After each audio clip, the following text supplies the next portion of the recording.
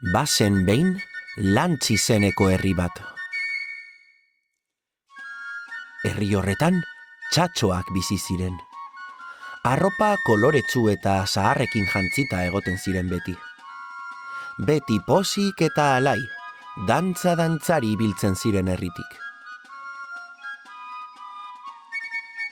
Herrian, bazegoen Siripot izeneko gizon lodikote eta handi bat.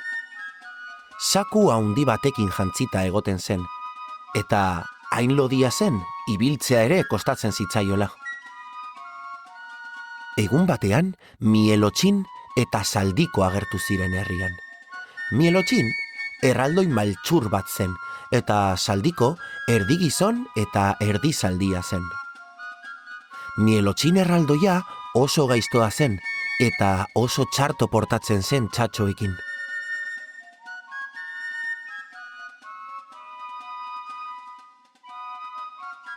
Saldikok Siripot botatzen zuen lurrera behin eta berriz, eta herriko txatxoek lurretik altzatzen laguntzen zuten beti. Saldiko txarto portatzen zenean, txatxoek harrapatzen zuten eta ferratzaileengana eramaten zuten. Ferratzaileek ferrak jartzen zizkioten Saldikori oinetan. Saldikok egunero botatzen zuen Siripot lurrera,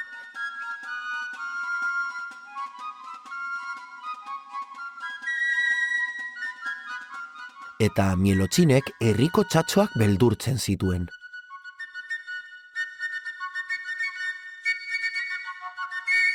Azkenean, txatxoak haserretu egin ziren eta denen artean Mielotxin harrapatu eta herriko plazara eraman zuten. Saldiko korrika joan zen herritik eta ez zen inoiz itzuli. Mielotxin egindako maltxurkeria eta gaiztakeriengatik epaitu zuten. Txatxoek zutan erreko zutela erabaki zuten, oso txarto portatu zelako. Mielotxin beldurraren beldurrez dardarka jarri zen, eta azkenean korrika alde egiten saiatu zen. Txatxoak bere atzetik joan ziren korrika.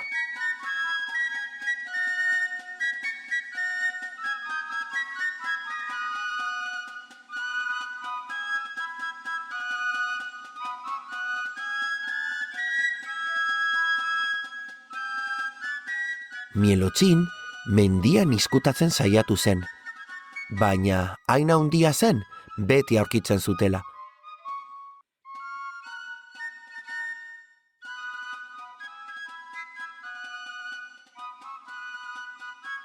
Eta azkenean berriro harrapatu zuten denon artean.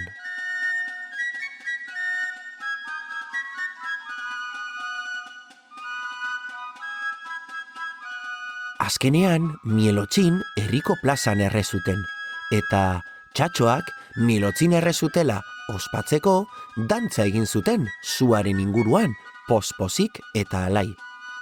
Handik aurrera, txatxoak lasai bizi izan ziren, Lantz herrian eta urtero inauterietan Mielotxin eta Siripoten ipoina gogoratzen dute.